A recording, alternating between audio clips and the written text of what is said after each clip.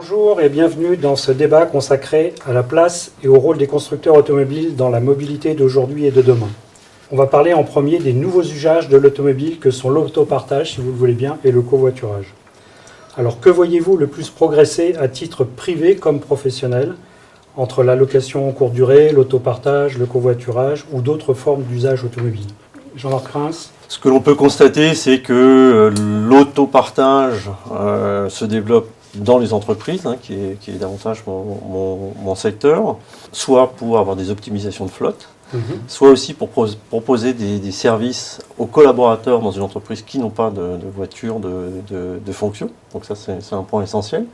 Donc aujourd'hui, nous construisons des offres avec notre captive, des offres intégrées avec des véhicules, un loyer, des solutions techniques, on travaille dessus. En plus, le groupe a créé une organisation qui s'appelle Moya, donc vraiment pour répondre à tout ce qui est mobilité, que ce soit particulier, entreprise. Et le covoiturage, ma vision, c'est que le covoiturage, c'est plutôt le particulier qui aujourd'hui partage sa voiture avec d'autres usagers. Nous ne devons pas subir, mais nous devons être acteurs de la mobilité en tant que constructeurs. C'est-à-dire que les constructeurs, ma vision, c'est que nous allons passer de constructeurs à fournisseurs de mobilité pour à la fois les entreprises et les particuliers.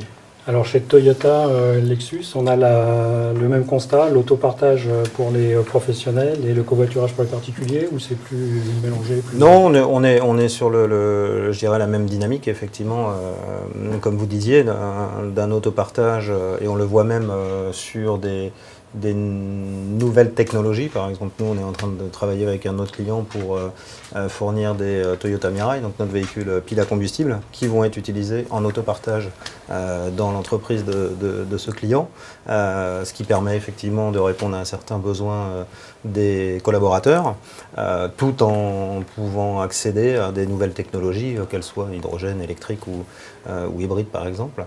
Et le covoiturage, effectivement, on est plus à aujourd'hui, je pense, pour le marché des particuliers. C'est le même constat chez le constructeur français Renault ou... Pas tout à fait.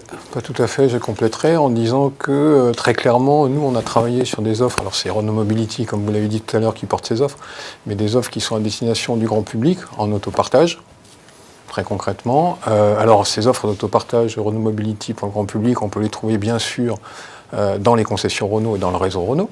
Renault Retail Group également, bien sûr, mais pas que. En sites délocalisés, dans les parkings concédés, des centres urbains.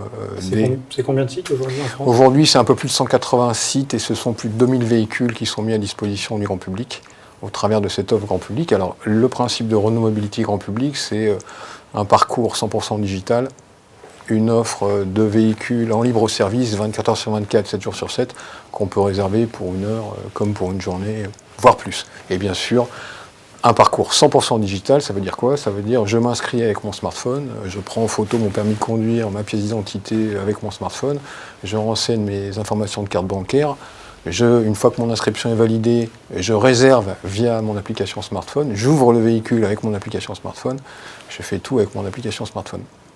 Alors ces parcs grand public qui sont là que l'autopartage sont destinés aussi bien au grand public tel qu'on l'entend, mais également aux artisans commerçants.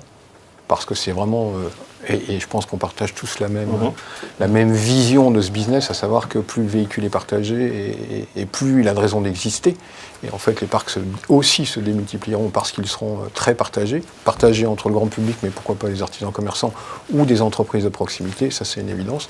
Donc ça c'est la partie, Renault Mobility. Mais, oui. Pardon, et sur le covoiturage, Renault Mobility interne? Alors, le covoiturage, pas pour l'instant sur le grand public. J'y reviens tout de suite derrière, mais ça veut dire que pour ce qu'on appelle Renault Mobility, contrairement à Pro Renault Mobility, que je vous explique tout de suite derrière, là, ce sont vraiment évidemment des véhicules électriques, particulièrement en centre urbain.